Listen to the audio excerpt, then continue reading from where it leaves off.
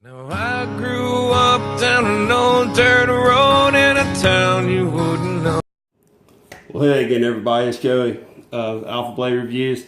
Thanks for joining me. I had a new acquisition that was inexpensive that I thought I'd share with y'all. And I have some other knives on the table here that I just thought were either competitive options or something in the similar size range. I started to use my flashlight, and I'm redoing this video because the other one was too long. Hopefully I can keep this one shorter. Okay, so get all the fixed blades out of the way because I was going to show you how big it was compared to the fixed blades. This is the Schrade SCH303. Alright, I got this because I got rid of a lot of knives to get some more expensive knives. You know, I had a friend ask me named Brent. He asked me, he was like, do you have a diamond in your collection? Like, where's your jewel? And I was like, I don't really have one. Most of them are, you know, they're just good knives for the money, like really high value knives for decent money, you know. And he was like, well, man, you need some jewels. You need to get rid of some of those cheaper Kershaws and all this crap. So I did.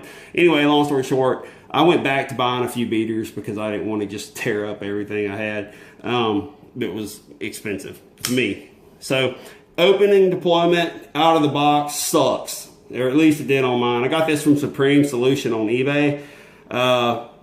Rock solid. I spine whacked it because I had spine whacked this one last night. This is my wife's, but I also have one in pink. I'm not ashamed to say, because it's hard to get that logo anymore.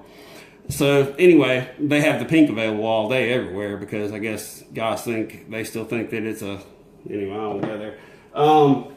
But so I spine whacked this one and it closed every time I spine whacked it. I mean, I don't know how many pounds of pressure I put, but it, you know, yeah, I'm kind of beefy myself, but I know I wasn't trying to break the damn thing. Anyway, I spine whacked this one and it didn't do nothing. But the thing is that, you know, since it came out of the box, this frame lock's either going to open and allow me to actuate the locking mechanism like so, or it's going to be stuck. And you can hear that when you heard that bump when I opened it. Now I did blue lube this with Benchmade, so it was not opening near like this. And I actually did take the pivot and I loosened it just so slightly. You can see that it's actually just a hair sticking out from the frame. So, and that's the only place. Usually on folders you have two places to for the pivot, but your pocket clip's stuck right there and that's the only place it goes. But that's okay with me. I didn't buy it for anything else. Now, there. Okay, it's starting to give. So those of you, I mean, I'd really like somebody to comment and let me know because I've only had two other frame locks, a Zancudo and a Vespa from Essie. Well, Essie designed them, and Blue Ridge or Blue River, I think Blue Ridge Knives actually made them, and they were so much smaller than this that I hadn't had a heavy duty frame lock like this before. So is it something that when you push it to the left, does it finally start getting more loose after a while so that it's easier? Because I'm gonna tell you what, not every time. I mean, let me see if you can hear this again on a hard opening. I mean, I know that's picking up, but what I had to do was I had to take a damn Phillips head when I first got it, like 4 or 5 times, and this is while I was adjusting everything on the knife. No, I didn't take it apart, but I took it and I actually put it in between here, and I had to pry at the frame to get it open and then close the knife. So that was the only way to close it. I mean, I was giving it all I had and I couldn't close it. And it was just making me sick, even though it was an inexpensive knife. Everything I order, I want it to be good for the money, or I'll send it back. I'm not going to sell it. I'm going to send it back. I do have an eBay page and I sell knives on it. And sometimes I sell knives straight through PayPal through my YouTube channel. But anyway, I'll digress on that. Overall, I'm very impressed with this. We're going to do some quick measurements. I already know what they are, but I'm going to do them in front of you and get this over with. It's going to be 3.75 on the blade. Now, if you can read that, but it looks backwards to me, so I think it's going to be backwards to y'all. it looks like also that this is not lined up, and it is 3.75 inches with a 3.5 inch cutting edge. And there is a chip in the blade right there, as you can see. It came like that. And I'll be able to get that out because it's non-CR18 MOV. And I would say it's on par about with AUS 8 without the, yeah, it's about like AUS 8. Maybe not the AUS 8A from Cold Steel, but it's about like AUS 8 to me. I'll be able to get it out in less than 5 minutes. And anyway, the length of the handle is 4.75 inches, which y'all probably can't see this. It's a see-through ruler and everything, but you have 4.75 inches on the handle. So you got an 8.5 inch knife overall, and it should weigh 9.4 ounces. And these are my measurements. I don't give a damn what the internet says. I like to do my own weights. So this is bouncing between 9.35 and 9.4 ounces. So, yeah, that's a pretty hefty and substantial knife.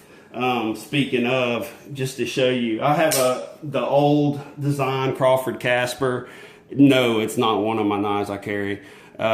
It was one of my first knives I bought because it was cheap. And it feels cheap. And it's got cheap steel. So I'm going to call this one a cheap knife. It's the CRKT, which is a company I really don't like. I love their designs.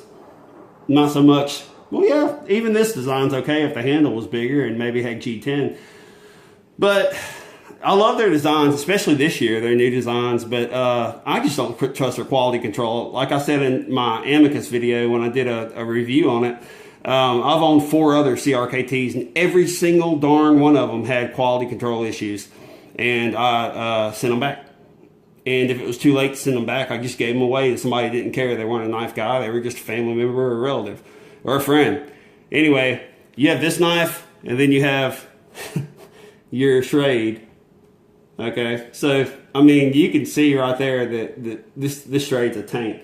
Okay, and that's a fixed blade. And then, hey, how about the SE4? You know, I like carrying this one a lot.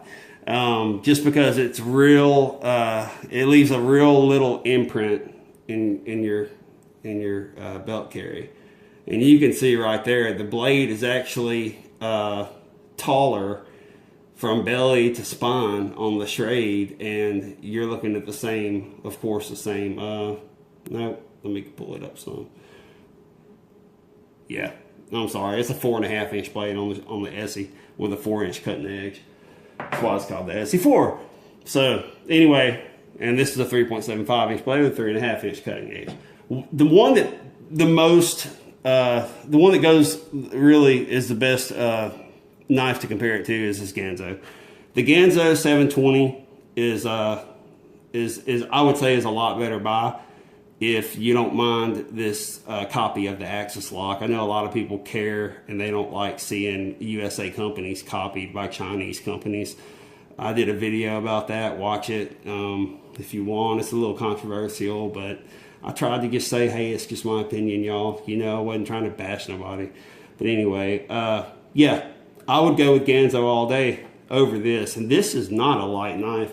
I had done a video already talking about that. But anyway, this one is very comparable to the Schrade. With lighter, it's got a better grip because it's G10. It's milled G10, contoured. You have your Rat 1. I don't know if I held this up to it, but here's your AUS 8 and similar blade length, and a lot smaller blade, of course, and smaller knife with your Rat 1. I'm doing these knives because they're really popular.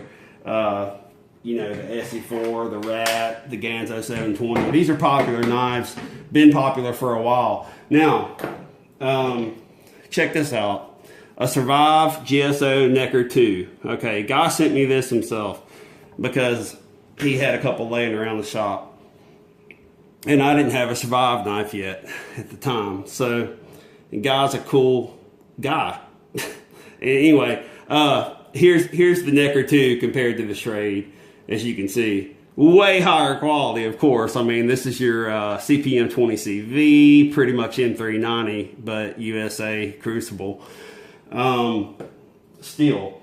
So I just thought I'd throw that in there because it's a cool little neck knife, and just to give you size comparisons. I like seeing comparisons in other people's videos. Now, this one will run you about 25 bucks. Standard deviation of $1 or $2 most places. It's the Buck Vantage Select. It's just the 420HC blade. Highly recommended. It's the only Buck folder that I like. I am not a big Buck fan, hence the scar here on my hand. Yeah, it's called lock fail on a Bantam with the lock back. Stay away from the Bantams. I guarantee you out there, I bet you 90% of people out there that would tell the truth would agree with me. They had up and down blade play in the Bantam series that they bought. Anyway, this is not assisted opener, it's a flipper. I highly recommend this knife. I really want the one in S30V, but they've gone up on the price, and it's kind of stupid. And it's such a small knife for me. I mean, once I get my mitts around it, you know, I mean, it fits. Don't get me wrong, but I'm actually, to get all the way around it, I'm all the way up here. But anyway, I guess I got back up. But good competitive option. Another good competitive option. $22, give or take $1. The K-Bar Dozier Folding Drop Point Hunter. This is a legendary knife for being light and guys that like really light knives and minimalistic knives. This is an awesome knife. I got the blue version just because I wanted some color in my collection. I have so many cold steels that are just all black. Just old. Anyway, okay. And so that one's 22. Like I said, this one was like 18 and some change. And here you go. Here's steel on steel. You have your Grasshopper Spyderco. Clip it. Same price range, roughly $18, $20. 15 to 20, let's just say it like that. And there's your comparison on them. So yeah, I've dug out a lot of splinters with this, and it comes in handy for that.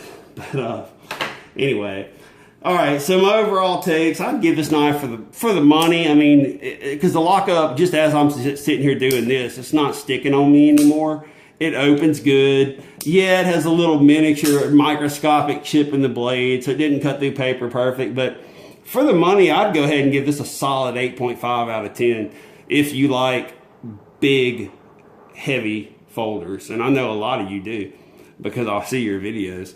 But anyway, yeah, this thing just, I feel the testosterone when I open this. It's kind of like the Ganzo 720. I just feel good about this knife. But one big difference besides the 440C steel and the non-CR18 MOV on this one is the point. The point's decent on the Ganzo, but you can see that I'm bouncing my hand and I'm not, there's nothing there. Okay, but this one's point is way pointier, and it's just the shape of the blade. It's the design of the blade, which I think is gorgeous. And for the money, I mean, it's just, God, just, you know, I would just say pick one up if you don't mind Chinese. It don't even say China on it. So for the money, this blade really shines. So you know, with a little bit of tweaking, and I'm going to go back and sharpen this, and I know it's not going to take long. I'll say this is a go all day long. Schrade SCH303. Hey y'all, thanks for all my subscribers, the comments, and the things that everyone leave me. I really appreciate it. I appreciate your support and everything for my channel. And those guys that always comment, you know who you are. I really think a lot of you. There's one of you, Patriotic Christian. What is going on? I haven't heard from you in a while. I hope you're okay. Anyway, thanks for watching, and y'all be careful out there. God bless.